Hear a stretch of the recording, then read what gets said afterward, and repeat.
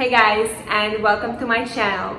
In today's video, I'll talk about 5 items I wish I never bought, and I hope that you'll find this video useful. If you like my content, please consider subscribing to my channel and hit the bell button so you'll get notified every time I upload a new video. Please also consider subscribing to me on Instagram and let me know if you have any questions in the comment section down below. So let's begin.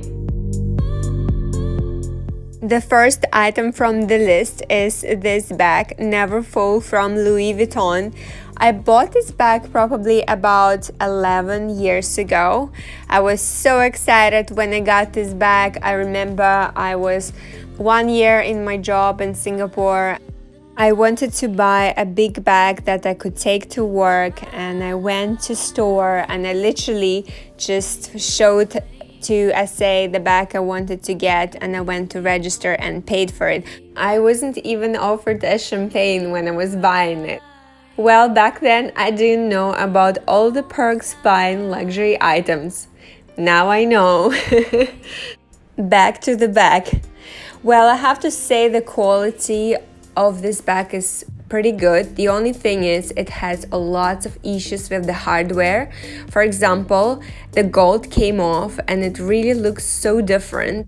Actually, this area is not so bad, but another section, this one, is so much worse. You can see there are different colors right now.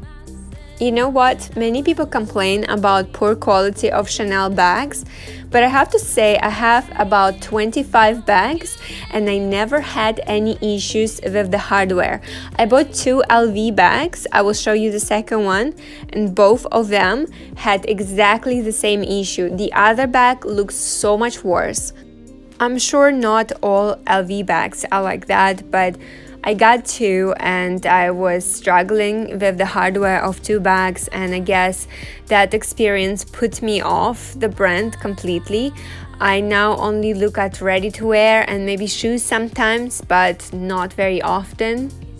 I have to say that this bag still has some pros. It's very light and it's so easy to store it. This canvas is indestructible and I carried so many heavy items in this bag. One time I ended up carrying 2 laptops in it and a bottle of water, and these tiny straps have survived it. So I have to say this bag can fit a lot. It's pretty durable. I'm just really disappointed about the hardware. I wish LV would spend more money on their hardware to improve the quality. But other than that, I think the bag is fine. I'm not sure if I will keep it because I don't really use this bag very often. I might end up either selling it or I might just give it to my mom in case she wants to have a big bag to travel with. She usually uses quite big bags when she comes to visit me or whenever we travel somewhere else together. And here is my other LV bag. Actually, I bought this one first, and then I think a week later I bought the other bag. I think this bag is in a size 25. It's a smaller version.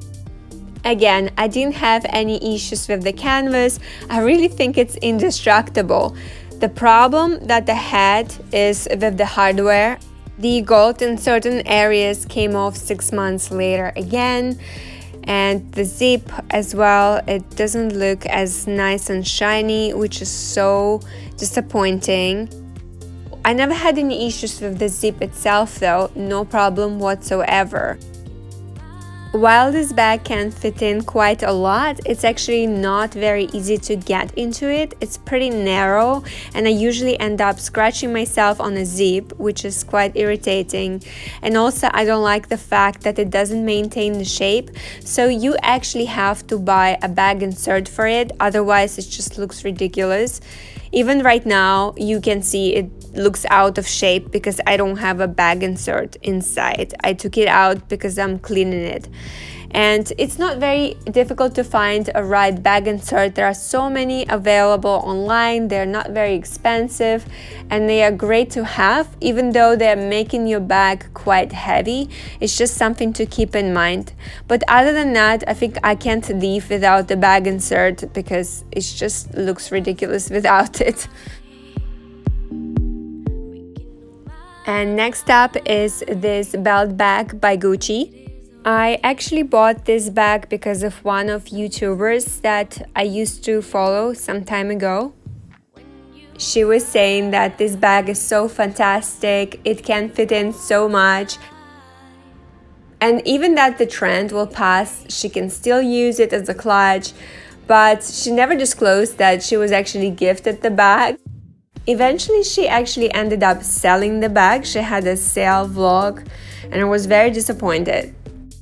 I think it's important for YouTubers to disclose if the item is sponsored. I think it's more fair to followers to just be honest. I wish I knew that she never bought it and she was paid to promote the bag. Anyway, so I have this bag now. I used it for quite some time, but I learned my lesson to never go for trendy items. Nowadays, I stick to classics, only classics.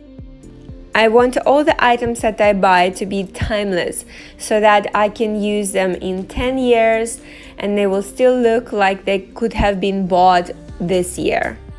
I have to say that the quality of this bag is not too bad, and there are two different ways of how you can wear it. You can wear it across your shoulder, but you have to get it in a bigger size, or you can wear it on your waist.